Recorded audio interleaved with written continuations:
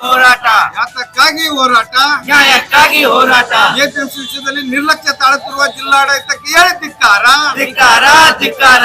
ಏನು ಕಲಬುರಗಿ ಎಪಿಎಂಸಿಯ ಒಂದು ಬ್ರಹ್ಮಾಂಡ ಭ್ರಷ್ಟಾಚಾರದ ಕುರಿತು ಸುಮಾರು 40 ದಿವಸಗಳಿಂದ ಹೆಚ್ಚು ಕಡಿಮೆ 40 ದಿವಸಗಳಿಂದ ನಿರಂತರ ಧರಣಿ ಪ್ರಾರಂಭವಾಗಿದ್ರು ಕೂಡ ಇವತ್ತಿನ ದಿವಸ ಜಿಲ್ಲಾ ಅಧಿಕೃತವಾಗಿ ನೋಟಿಸ್ ಕೊಟ್ಟದ್ದು ಕಾನೂನುಬದ್ಧವಾಗಿದ್ರು ಕೂಡ ಇವತ್ತು ದಿವಸ ಜಿಲ್ಲಾಡಳಿತ ಅದ್ರಾಗ ವಿಶೇಷವಾಗಿ ಜಿಲ್ಲಾಧಿಕಾರಿಗಳು ಎಪಿಎಂಸಿ ವಿಷಯ ನಮಗೆ ಸಂಬಂಧ ಇರ್ತಕ್ಕಂತ ಮಾತನಾಡ್ತಾರೆ. ಅದು ಉಗ್ರ ಖಂಡನೆ ಮಾಡ್ತಾ ಇದ್ದೇವೆ. ಅದ್ರ ಜೊತೆಗೆ ಜಿಲ್ಲಾ ಉಸ್ತುವಾರಿ ಸಚಿವರು ಕೂಡ ಈ ಎಪಿಎಂಸಿ ವಿಷಯದಲ್ಲಿ ಯಾಕೆ ನಿರ್ಲಕ್ಷ್ಯ ತಾಳ್ತಾ ಇದಾರೋ ಗೊತ್ತಾಗ್ತಾ ಇಲ್ಲ. ಹಾಗಾಗಿ ಅವರ ಒಂದು ನಿರ್ಲಕ್ಷ್ಯತೆಯನ್ನು ಖಂಡಿಸಿ ಅವರ ಕಚೇರಿ ಎದುರು ನಾವು ಇವತ್ತಿನ ಧರಣಿಯನ್ನು ಮಾಡ್ತಾ ಇದ್ದೇವೆ.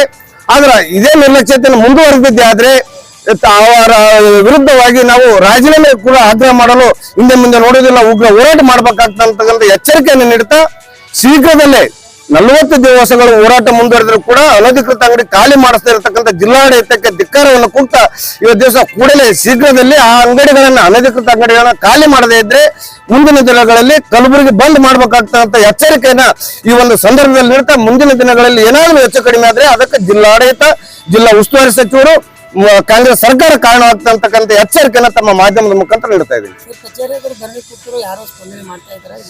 40 ದಿವಸ ಎಪಿಎಂಸಿ ಕುಂತರೂ ಸ್ಪಂದನೆ ಮಾಡ್ತಾ ಇಲ್ಲ. ಇನ್ನ ಇಲ್ಲಿ ಬಂದು 2 ತಾಸಿನಾಗ ಯಾರ ಸ್ಪಂದನೆ ಅನ್ನೋದು ಹೋಗ್ಯದ. ಎಲ್ಲಾ ಸಂವಿಧಾನ ಸಿದ್ಧಾಂತ ಎಲ್ಲಾನು ಹೇಳಕ್ಕಾಗ್ಯದ, ಆದ್ರ ಕಾರ್ಯರೂಪ ಯಾವೂ ಇಲ್ಲ. ಹಾಗಾಗಿ ಇವತ್ತು ದಿವಸ ಜನರು ರೊಚ್ಚಿಗೆದ್ದಾರ. ಮುಂದಿನ ದಿನಗಳಲ್ಲಿ ಹೋರಾಟ ಉಗ್ರ ರೂಪ ತಾಳ್ತದ, ಅದ್ರಾಗ ಅನುಮಾನನೇ ಇಲ್ಲ. ಅದೇ ಮಾತಿಗೆ ಅಷ್ಟೇ ಕಾನೂನು ಅದ, ಅದ್ರ ಕಾರ್ಯರೂಪದಾಗ ಯಾವ್ದು ಇಲ್ಲ. ಅದು ಬಡವರಿಗೆ ಕಾನೂನು ಅದ, ಶ್ರೀಮಂತರ ಅಂಗಡಿ ಅವ, ಹಂಗಾಗಿ ಕಾನೂನು ಜಾರಿ ಆಗಲ್ಲ ಅಲ್ಲಿ ಬಹುಶಃ. ಹಂಗಾಗಿ ಅವ್ರು ಜಾರಿ ಮಾಡಿದ್ರೆ ಸರಿ, ಇಲ್ಲ ನಾವು ಕಾನೂನು ಕೈಕೊಂಡು ನಾವು ಜಾರಿ ಮಾಡ್ತೀವಿ. ಅಲ್ಲಿ ನಮಗೆ ಜೈಲಿಗೆ ಹಾಕಿದ್ರೆ ಪರವಾಗಿಲ್ಲ, ಯಾಕಂದ್ರೆ ಸರ್ಕಾರ ಮಾಡೋ ಕೆಲಸ ನಾವು ಮಾಡ್ಲಕ್ ತಯಾರಾಗಿ ನಿಂತಿದೀವಿ. ನಾವು ಖಾಲಿ ಮಾಡಿಸ್ತೀವಿ, ಏನಾದ್ರೂ ಜೈಲಿಗೆ ಹೋದ್ರೆ ಪರವಾಗಿಲ್ಲ, ನಾವು ಖಾಲಿ ಮಾಡಿಸೇ ತೀರ್ತೀವಿ ಅದನ್ನ.